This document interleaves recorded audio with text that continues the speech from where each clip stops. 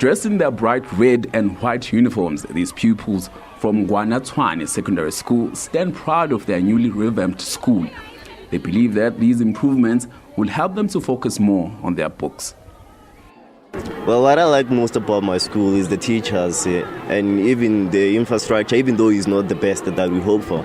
But the other thing which I hope and want to see maybe before I go to varsity is to see maybe having laboratories. For me, it's the best school ever because in terms of educational levels, it tries to reach its best to offer us the standard of education that is needed for us. Our school did lack a lot of things, like the toilets we use. Before we did not have enough toilets to use. We were sharing 3 blocks of toilets alongside with our teachers, and we are more than 1,000 here at school. The school has been the leading high school around the village in terms of their matric results for the past 10 years. They only slipped to second place with their last year's results. Armed with enough classes and proper sanitations, the teachers believe the first place will belong to them once again. With this new buildings, I guess we will improve the quality of the results of the school. The chief of the village, Jose Mampuri III, supports proper education for the village's children. He emphasized the importance of having educated leaders since they are counting on their young people to lead the future. I wish to say to our learners and our people, especially in our community, that education is the key to success. Now, without education, there is nothing that we can achieve now. Now, it means we need these children to be educated so that they can come and assist us as the leaders of this community.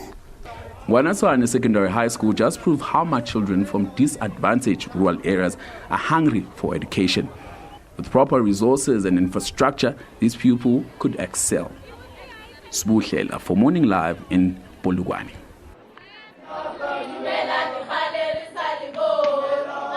All right, now we're joined by the Premier of Limpopo, Mr. Stanley Mathabatha, just to talk us through the various gains that the province has experienced over the past few years. Premier, very good morning to you. Thanks for joining us. Good morning to you, Ayanda. Good morning to the viewers also. I think first it's fitting that we join you and the province in sending our condolences to the family of the 4 police officers and the 1 truck driver who died in the explosion on the N1. It is very important that there are rules and regulations that govern the transportation of explosive material, but I do know that to accommodate that and accompany that, there are plans in place to ensure that infrastructure on roads is developed to ensure the safe travel and economic activity in the province. Definitely. Yes, our hearts goes out to the families of the 4 officers and the truck drivers.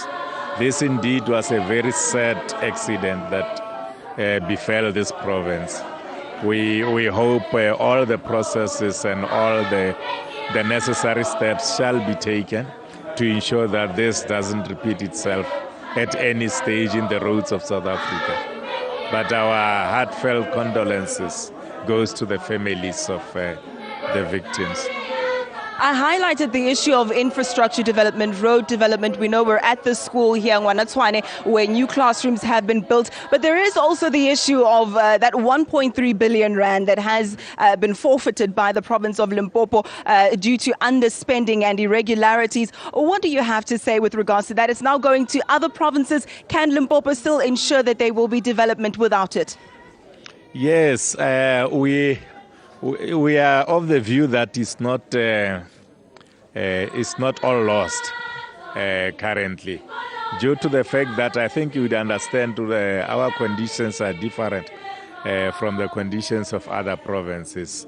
Hence, the Section 100B was imposed to this province. I think in the main we'll make a presentation to National Treasury and try to make it a point that some of that money is actually recovered, because it was not out of the mistakes that were committed by us as the administration or as the provincial government that the money was not spent. It was because the systems were not yet in place after the mistakes that were committed in the past. We do have a friend joining us here in the form of this bee. I don't know what it means, but you know, as far as tradition is concerned, perhaps it's a sign of fruitfulness in this particular school. But let's continue nonetheless. I want to take a look at some of the mistakes that were made previously, before you were a premier as well. We'll remember in 2011, the province was placed under administration. There were backlogs. It was technically bankrupt, this particular province. National Treasury intervening, making sure that things are put in place after 5 departments were taken over by the government. What sort of strides have been made since then? Are you seeing the fruits of National Treasury's intervention? Absolutely. We're seeing a lot of benefits out of that intervention. You would remember that before that intervention, we had an overdraft of about 1.7 billion. And we had about 2.7 billion rands that was under irregular expenditure.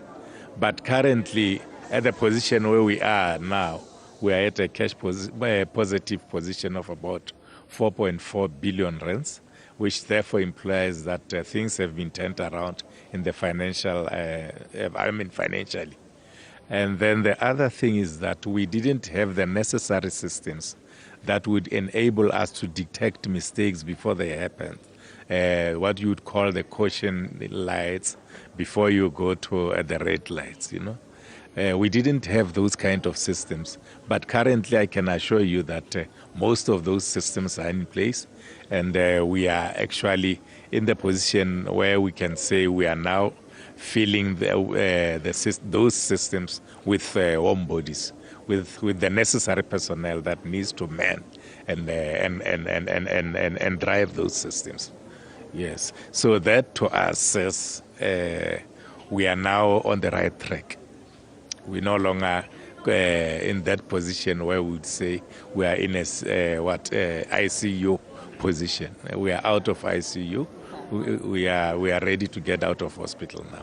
Limpopo getting a clean bill of health. That was the premier of this province, Mr. Stanley Mathabatha, just giving us details as to where the province is when it comes to that, saying that they're getting a clean bill of health. As I said, more when we come back. Do stay with us.